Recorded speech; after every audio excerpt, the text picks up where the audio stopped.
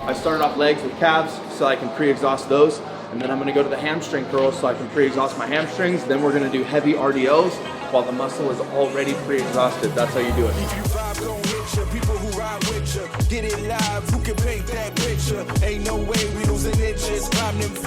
You need to stretch at the top, squeeze at the bottom. It's not all about the weight. You slow the rep down, you can use significantly less weight, and it's gonna burn just as much.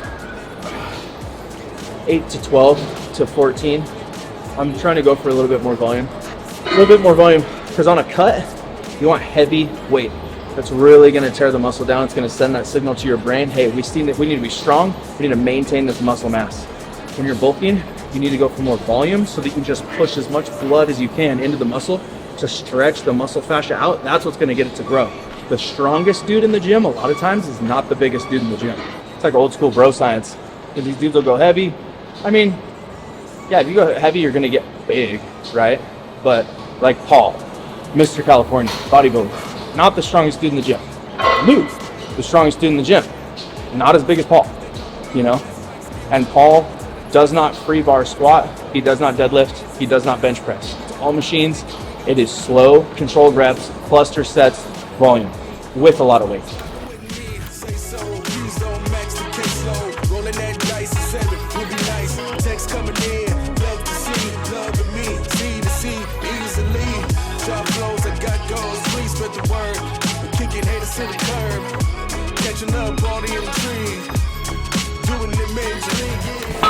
Mostly hamstring focused today. I just did quads the other day. I'm also super OCD, so the plates all have to match. So like those two go together, these two go together. Sometimes it's hard to find the hole, but once you find it, it just slides all the way. It's the best. And the sound it makes at the other end.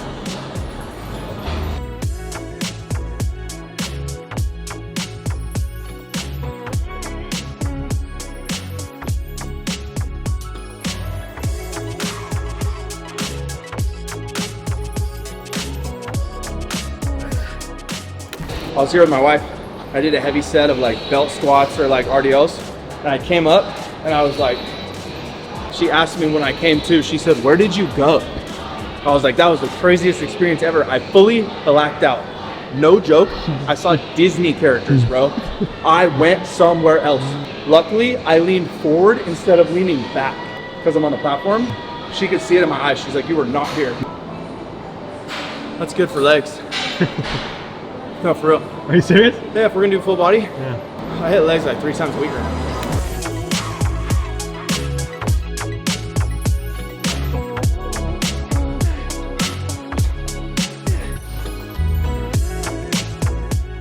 So you'll notice I'm doing less reps than I said. I'm not doing 8 to 14 right now because it was too light. So I put it back to like 5 or put more weight on there till it's like, till it's heavy.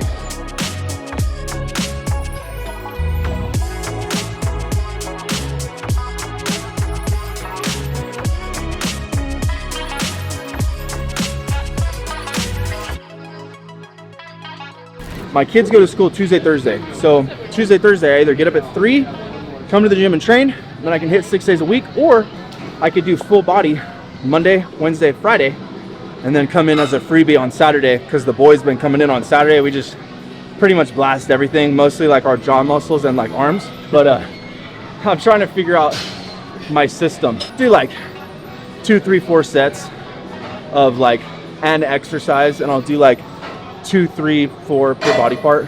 Probably do 2 for back. I did what? 4, 3 for legs. I'll probably do 2 or 3 for chest, and then like I have like muscle mass, and I'm not very extremely seriously trying to build it either. I've trained 5, 6 days a week for so long that I really love what Mike Mentzer says, like training less but really intensely. And I've never really tried that, and even what I'm doing now is not actually like truly paying homage to what he talks about, but it's closer. So I'm gonna try with more rest and recovery in between. So far it's good. It's good for my business. I get to get up at 4 o'clock in the morning on Tuesday and Thursday, just sit right down at my computer and start working. So that's dope.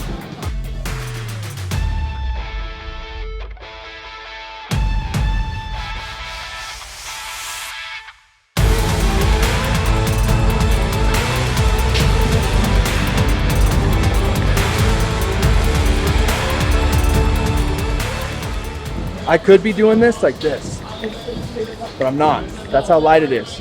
Go slow. Feel every fiber on the way up, and you go slow on the way back down. You can up the intensity with a low weight just by slowing it down. He was never a watch guy. He got a Audi, an S7 or something like that at one point. My mom had a Range Rover, but like my mom never had, like, she had Coach purses, but never saw Gucci, Louis Vuitton. I never even saw any of that. My dad's never been a watch guy, or when he was, he had like a Casio, like way back in the day. Now he has an Oura ring so he can track his sleep. So like, I didn't even get exposed to it till social media. And I see it, I'm like, oh, that's cool. AP, someday. Patek, when I'm a grown up. I'll get a Patek when I'm a grown up. Yeah. They'll also buy like those fake ones. The fake Patek.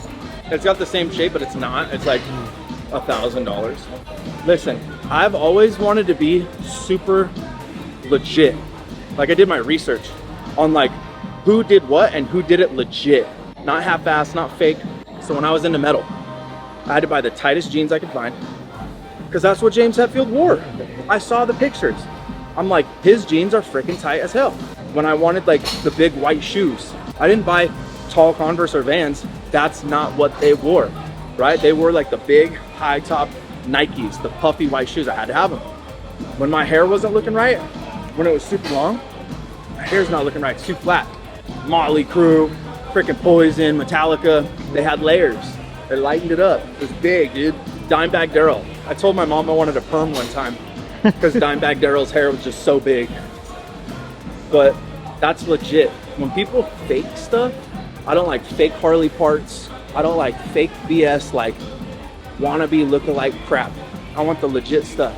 I would love a chain, but it's gonna be a legit ass 20, 30 bands. It's not gonna be some Jackson thing I bought on Instagram or TikTok shop, you know what I mean? I want to watch, but it ain't gonna be no fake Rolex. It's gonna be a real Prezi, and I'm gonna freaking pay for it too. Yeah, Myron Golden. He's got his like iced out, freaking chrome looking presidential with his pinky ring, dude. All badass, dude, old guy. What that was right there was the last set of chest that we're gonna do because of my shoulder. Hurt my shoulder like end of 2023. And just kind of been going back and forth with it ever since. BPC 157 TV 500 has been a really good thing for it, but just try not to do stuff that exacerbates it. Like, I just did a set of like pretty light incline dumbbell presses. It hurt it. Guess what? I'm not gonna do any more. Why would I? Go do something else. If you're on enough testosterone. At the end of the day, that's what people are gonna say that it is. They're either gonna have them or they're not, and they can blame whatever they want.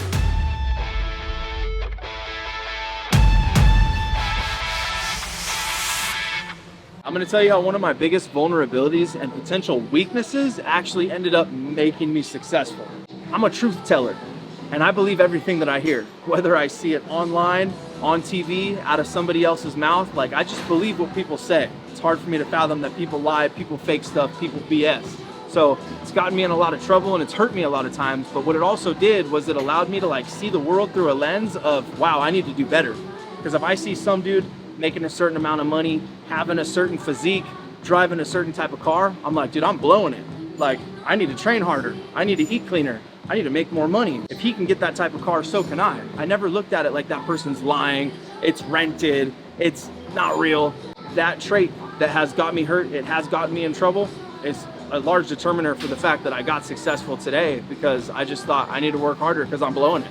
All that to say, you can take a weakness that you have and you can blame everything on that weakness, or you could use that weakness to your advantage, or you could laser focus on that weakness and bring it up and make it one of your strong points. So I think differently than most people. I'll see a post online, I'll see a quote that somebody put, or like a video talking about men's mental health or the state of the world or politics or whatever it is.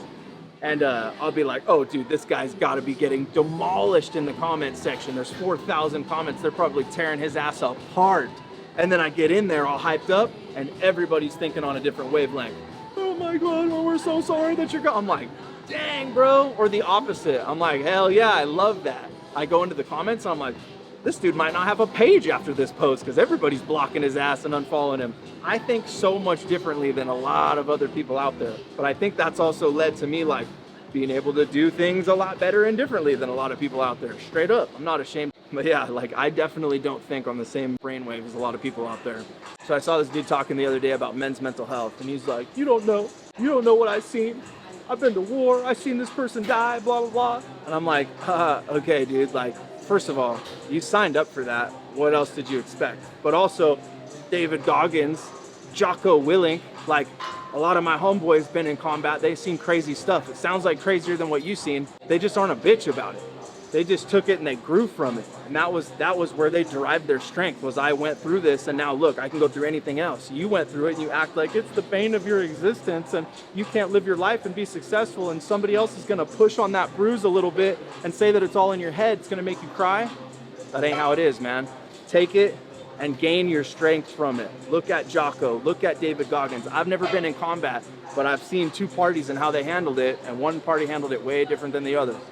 As a man, the most important thing that you can figure out how to do is go from extreme high or extreme low back to baseline as fast as you possibly can. You might have a massive win, but today's wins aren't tomorrow's wins, homie. You have to go from that high, you celebrate a little bit, you come right back. Massive lows.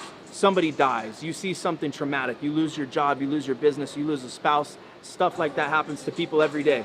Get back to baseline, lead everybody that depends on you to the best of your ability through self-development, through positive thinking, and through just hammering forward and moving forward like men are supposed to do. Yeah, focusing on your physique can absolutely give you a stronger mindset, because what does it take to build a good physique? It takes discipline. It takes not eating when you feel like eating. It takes eating the type of foods you might not feel like eating when you don't feel like eating them. It takes training hard in the gym when you don't feel like training hard. A lot of times it takes getting up early in the morning so that you can get to the gym, or taking time away from your night so that you can go to the gym, so that you can tear those muscles down and rebuild them. That will absolutely build your mindset, because the discipline, the strain in the gym, the mental strain, lifting that heavy weight, right? You have to tell yourself, I am capable of doing this. I can get one more. I can get one more. I can get one more. When you do that in the gym and you exercise the discipline with your diet, it is going to affect your relationships, your lifestyle, your wealth, your performance, everything. I had one of those. Actually, I didn't. Yeah. That's a 6'7". I had a 5'9". 2006. Damn, brother. Dude.